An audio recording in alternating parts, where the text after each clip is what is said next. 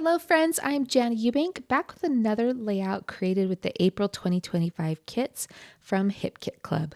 This collection is called A Touch of Whimsy, and I love the color palette. These are the colors that I lean towards, so I'm super excited to be working on this layout today. Now I'm starting off my layout with the Thrive cardstock from the Cardstock kit as my base, and then I'm looking for some patterns and colors to layer behind my photos here. Now I'm curious, are you someone who leans towards creating layouts with multiple photos? Do you like to highlight a single special photo?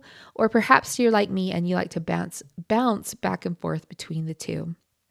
Today, these photos that I am scrapbooking are of my daughter when she was moving into a new apartment.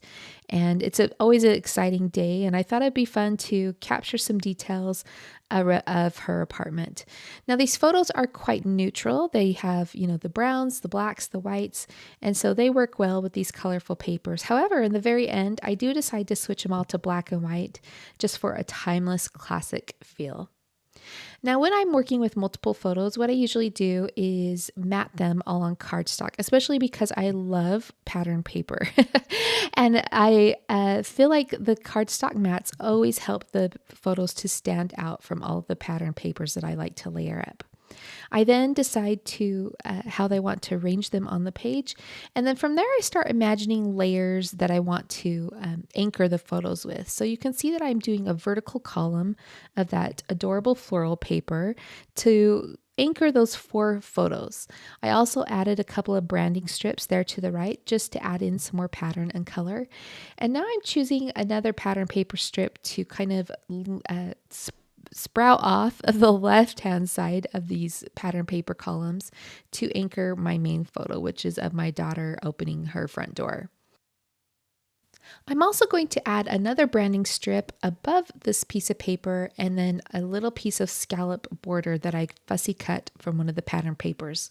Now at first I put this darker orange branding strip, but eventually I'll switch that out for a lighter orange from the juicy cardstock to tie in with the light orange gingham on the right hand side of the page.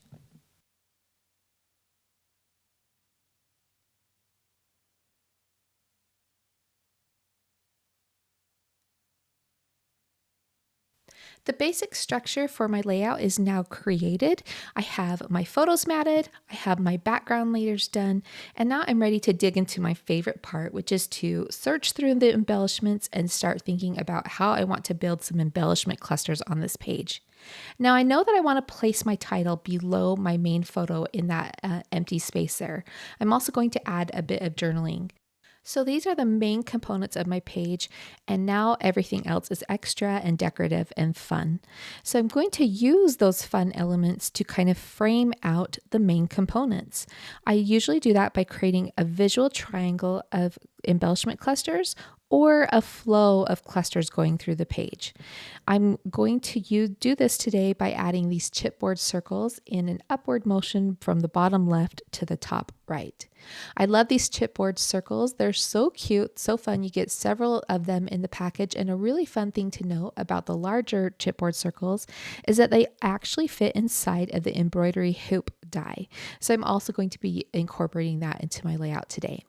I have that main large decorative piece in the top right, and I'm going to place 2 smaller circles on the bottom left.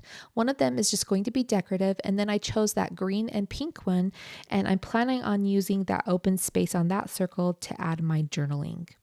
One of the pattern papers in the kit looked like a patchwork quilt with all of these adorable applique flowers on it. Now the flowers printed on that paper coordinate with the applique flower die that also was released this month. So I used that die to cut out all the flowers, and I'm going to use them on embellishments for several of my projects. I decided to use 2 here along with that large circle on the right side of the page. And so I just went through the patterns there, selecting which colors I thought looked nice. Now, like I mentioned, I'm also going to use the embroidery hoop die around that large circle. I cut that out of the Happiness cardstock, which is the pink color, and then I'm cutting the pin from the Liberty color, which is that periwinkle purple type color. Now, once I had selected that pink embroidery hoop, I decided to switch out the pink flower for the orange flower just to add some variety. I'm happy with the placement of the chipboard circles, and so now I'm going to start looking through the embellishments again for some medium-sized pieces to start filling in the gaps. You can see that there's a little space to the right of that green and pink circle, and I chose to put the orange house die cut there. I thought that'd be perfect since it's a page about my daughter moving into an apartment. I'm also looking for ways to layer up these pieces.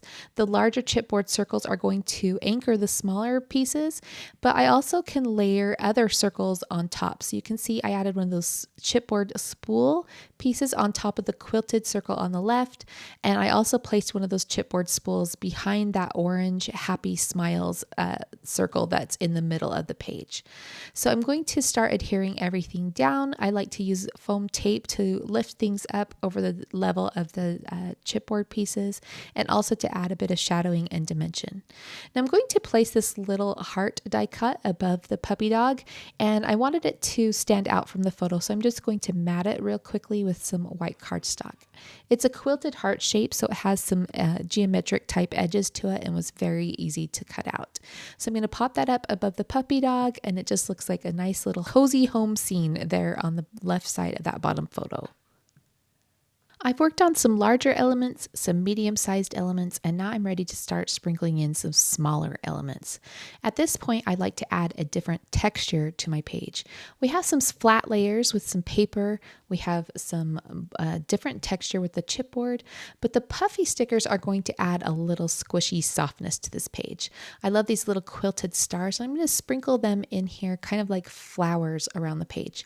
I also added a puffy flower stem to the left edge of the house, a little puffy dot to accent that teal quilted heart above the puppy dog, and then a black and white puffy phrase below the house. I'll add one more quilted star to the top of the main photo. Next, I thought it would be fun to add some machine stitching to those applique flowers. So I took them over to my sewing machine and zigzag stitched across each of the petals. Now, when I did that, I also zigzag stitched through the flower centers. So I went back to the metal die set, recut the flower centers, and layered those up with some foam tape. I loved that layered look and wanted to continue with that. So taking a hint from that large chipboard circle where you see the little button accent, I found these cute little button die cuts in the embellishment kit and popped those up on the flower centers as well. I also added a teal one across the way on the top of that pink chipboard spool, and I like how that repeats the teal color of the button that is on the large chipboard circle. Next, I wanted to do something that would tie all of these embellishment clusters together, and I really loved the pink color of the embroidery hoop. I decided to die cut out some pink leaves for all the flowers, and then some additional leaves to add to the happy smiles circle in the center of the page, as well as the circles on the left side of the page, making all of them look like little flowers sprinkled around the layout.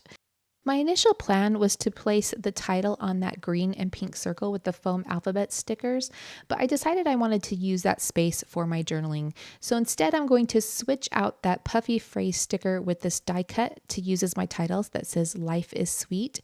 I will eventually also replace that puffy black and white phrase below the title, but that gives me a spot for my journaling there on that green and pink circle. I'm going to finish out these clusters by adding some little puffy dots to the centers of the quilted stars to make them look even more like flowers. And then just like I added the pink leaves throughout all the clusters, I'm also going to come back with more of those quilted stars and add some to each of the clusters to repeat that element visually around the page. So I'll add little puffy dots to the centers there, and I really love how this looks.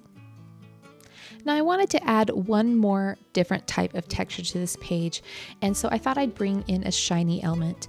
And with that, I'm going to use my mini stapler to staple the tops and bottoms and left side of those branding strips, and I think that's the perfect finishing detail.